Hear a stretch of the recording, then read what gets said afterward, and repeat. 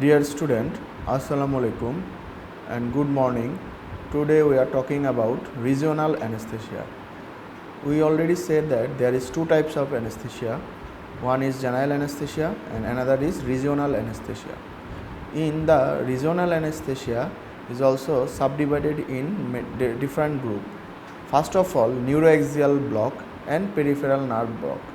Neuroaxial block, there is subarachnoid block is called spinal anesthesia, epidural anesthesia, and in case of children there is given the caudal anesthesia.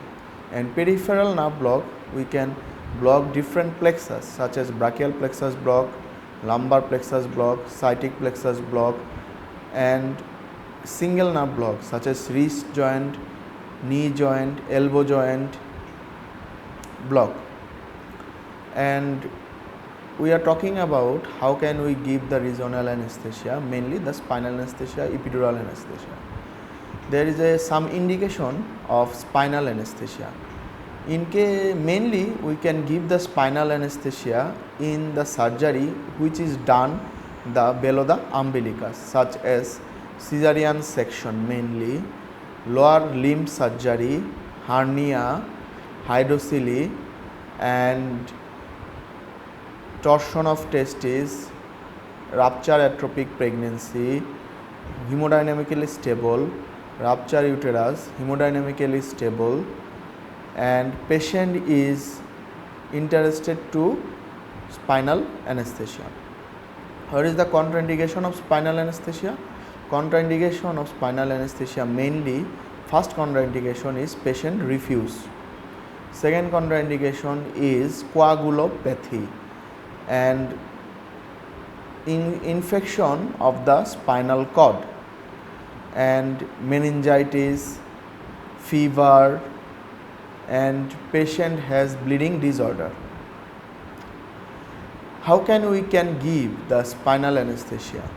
At first, we should record the blood pressure, pulse, respiratory rate, urine output, and counseling the patient. How can we give the spinal anesthesia? And patient কে বলতে হবে যে আপনার কোমরের নিচ থেকে পা আপনি নাড়াতে পারবেন না, কিন্তু আপনি সবকিছু বুঝতে পারবেন। So spinal anesthesia, there is loss of motor response, some part of sensory response, and tingling sensation.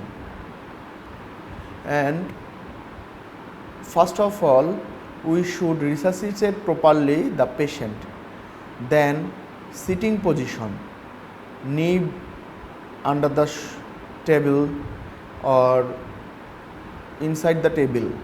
Then cleaning the injection site by hexisol and hexiscrub. Then we can use the pencil point or cutting quinky needle 24 or 26 G, and we use the bupivacaine heavy and sometimes the adjuvant such as fentanyl to increase the duration of action. After insertion the needle, we feel the loss of resistance and dura is punctured and CSF is coming.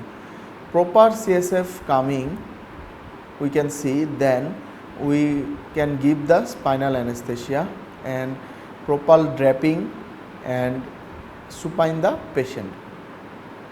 And after spinal anesthesia, we must follow the blood pressure, because spinal anesthesia first complication হলো blood pressure কমে যাবে, কারণ spinal anesthesia দিলে sympathetic activity block হয়ে যায়, and blood pressure কমার কারণ হলো withdrawal of sympathetic activity and generalized vasodilatation হওয়ার কারণে blood pressure কমে যায়। এজন্য আমরা স্পাইনাল অ্যানেস্থেসিয়া দেওয়ার আগে পেশেন্টকে প্রিলোড করে নিই। প্রিলোড করা হয় সাধারণত ক্রিস্টালয়েড সলিউশন দিয়ে।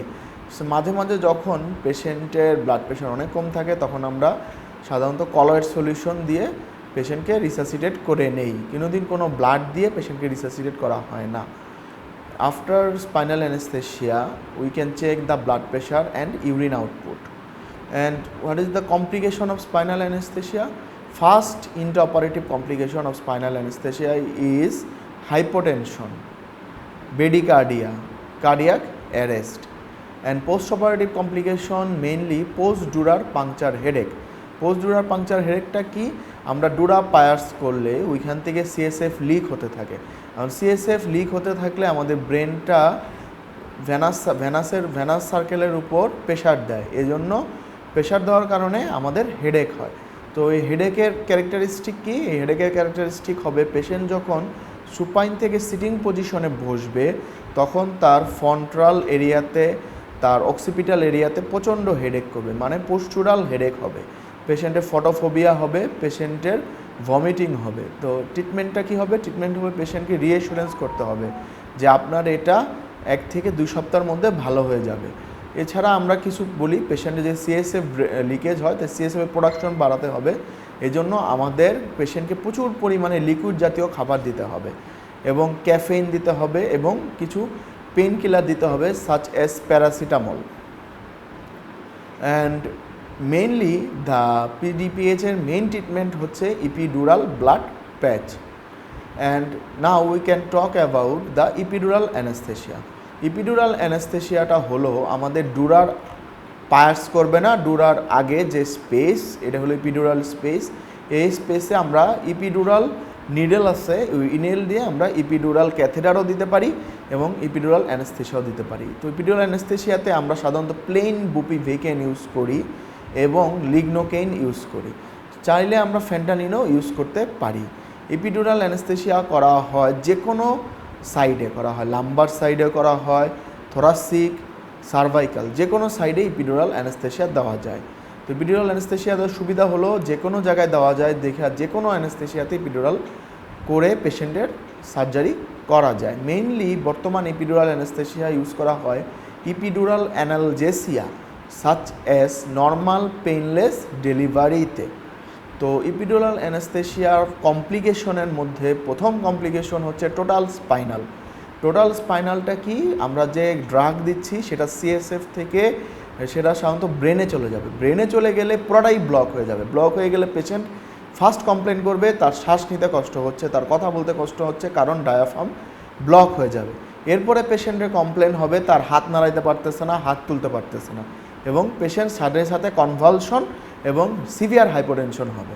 তো এই জন্য আমাদের ফার্স্টে কী করতে হবে, ফার্স্টে করতে হবে, এটা ম্যানেজমেন্টটা হচ্ছে টোটাল স্পাইনালের, পেশেন্টকে প্রপার রিসাসিটেশন করতে হবে, ভেসোপ্রেসর ইউজ করতে হবে such as phenylephrine, ephedrine and give the adrenaline, and পেশেন্টের দরকার পড়লে জেনারেল অ্যানেস্থেশিয়াতে কনভার্ট করতে হবে, ঠিক আছে। এবং ইপিডুরাল অ্যানেস্থেশিয়াতে সামটাইম পেচি অ্যানেস্থেশিয়া হয়ে যায়, এই কারণে হচ্ছে ঠিকমতো অ্যানেস্থেশিয়া হয় না, আর সামটাইম ওয়ান সাইডেড অ্যানেস্থেশিয়া হয়ে যায়, এবং আমরা যে ক্যাথেটার দিই ক্যাথেটার মাঝে মাঝে ব্লক হয়ে যেতে পারে। এটা হলো ইপিডুরাল অ্যানেস্থেশিয়া। এবং বাচ্চাদের ক্ষেত্রে আমরা যে অ্যানেস্থেশিয়া দিই লোয়ার অ্যাবডোমিনাল সার্জারি ক্ষেত্রে বা বিলো দ্য আম্বিলিকাস আছে সার্কামসেশন, হার্নিয়া, হাইড্রোসিলি, এইসব ক্ষেত্রে ক্লাফ ফ্লুইড বা এইসব ক্ষেত্রে আমরা যে অ্যানেস্থেশিয়া দিয়ে থাকি বাচ্চাদের, সেটা হচ্ছে সাধারণত caudal anaesthesia. Caudal anaesthesia is a one type of epidural anaesthesia, যেটা দেওয়া হয় কডাল স্পেসে, বাচ্চাদের দেওয়া হয় সাধারণত। আর এটা হলো নিউরোএক্সিয়াল ব্লক। নিউরোএক্সিয়াল ব্লকের পরে আমরা যেগুলো ব্লক করে থাকি peripheral nerve block. Peripheral nerve ব্লকের মধ্যে আমরা সাধারণত প্লেক্সাস ব্লক করে থাকি। প্লেক্সাস ব্লক সাধারণত আমরা করে থাকি brachial plexus block. Brachial plexus block করা হয় যদি ওয়ান সাইডেড আর্মে কোনো কাজ করা হবে, such as fracture of the humerus, fracture of radius ulna, fracture of the wrist joint, এইসব ক্ষেত্রে আমরা ব্রাকিয়াল প্লেক্সাস ব্লক দিয়ে থাকি। ব্রাকিয়াল প্লেক্সাস ব্লক সাধারণত সুপ্রাক্লেভিকুলার, এক্সিলারি ব্লক দেওয়া হয়। এরপরে যে ব্লকটা দেওয়া হয় সেটা হচ্ছে সাইটিক প্লেক্সাস, লাম্বার প্লেক্সাস, রিস্ট জয়েন্টে ব্লক দেওয়া হয়। এটা পেরিফেরাল ব্লকের সুবিধা হচ্ছে পেশেন্টের যদি কার্ডিয়াক প্রবলেম থাকে, পেশেন্টের যদি সিভিয়ার হাইপারটেনশন থাকে, তারপরেও পেশেন্টগুলোর অপারেশন করা যাবে শুধুমাত্র একটি নার্ভ ব্লক করে। এটাই হচ্ছে পেরিফেরাল নার্ভ ব্লকের সুবিধা। এবং পেরিফেরাল নার্ভ ব্লক করতে গেলে আমাদের অ্যানাটমিটা খুব ভালো জানতে হবে, কোথায় কোন প্লেক্সাস থাকে, এরপরে হচ্ছে তার ফলে কি আমাদের আর্টারি যদি পিক হয় তাহলে আমরা কি করব। সাধারণত সাবক্লেভিয়ান আর্টারি ইনজুরি হয় যখন আমরা সুপ্রাক্লেভিকুলার ব্লক দেওয়ার চেষ্টা করি, যখন ব্রাকিয়াল প্লেক্সাস ব্লক দেওয়ার চেষ্টা করি, নিউমোথোরাক্স হতে পারে পেশেন্টের, কারণ প্লুরাল এপিক্যাল প্লুরাটা একটু রাইট সাইডের এপিক্যাল প্লুরাটা একটু উপরে থাকে, এই জন্য নিউমোথোরাক্স হওয়ার চান্স থাকে। এটা ম্যানেজমেন্ট করতে হবে। সাধারণত আমাদের যে অ্যানেস্থেসিয়াটা দেই, যেটা আমরা অ্যানেস্থেটিক ড্রাগ ইউজ করি, বুপিভেকেইন, লিগনোকেইন, এরা সাধারণত ব্লাডে চলে গিয়ে পেশেন্টের ডায়াফ্রামও ব্লক করে দিতে পারে, হার্টও ব্লক করে দিতে পারে। এজন্য আমাদের সাথে রিসাসিটেটিভ ড্রাগ রাখতে হবে। তো স্পাইনাল অ্যানেস্থেসিয়া দেওয়ার পরে যেহেতু আমাদের ব্লাড প্রেশার কমে যায়, তাহলে আমাদের ব্লাড প্রেশার কমে যাওয়ার কারণে প্রথমে আমাদের কী করতে হবে, ফ্লুইড বাড়াতে হবে।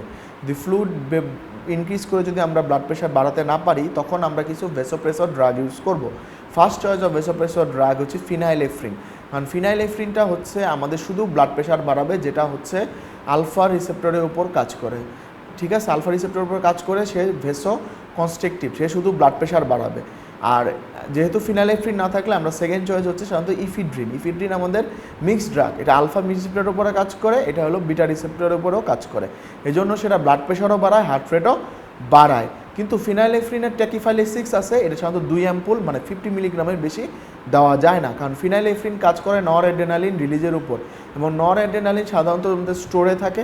ওইটা সাধারণত আমাদের রিলিজ হতে হতে হতে যখন এটার রিলিজ শেষ হয়ে যায়, তখন কাজ করে না, সাধারণত 50 মিলিগ্রামের পরে আর কাজ করে না।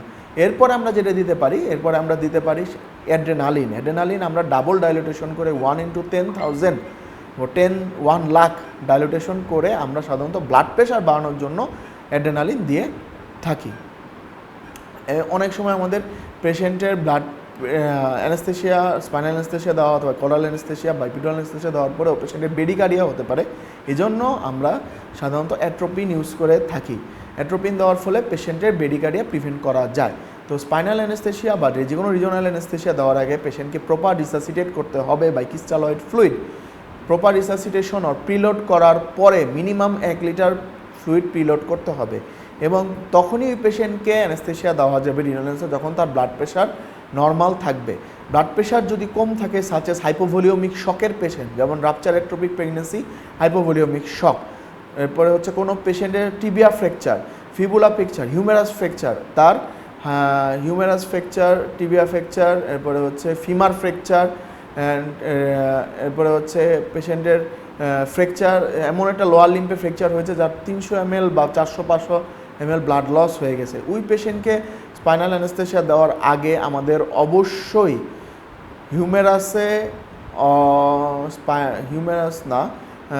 ফিমারে যদি কোনো পেশেন্টের ফ্র্যাকচার হয়, ফিমারে ফ্র্যাকচার হইলে সাধারণত অনেক ব্লাড লস হয়ে যায়, 400-500 ml ব্লাড লস হয়ে যায়। তো পেশেন্টকে প্রপার রিসাসিটেট করে এরপরে হচ্ছে আমাদের অ্যানেস্থেসিয়া দিতে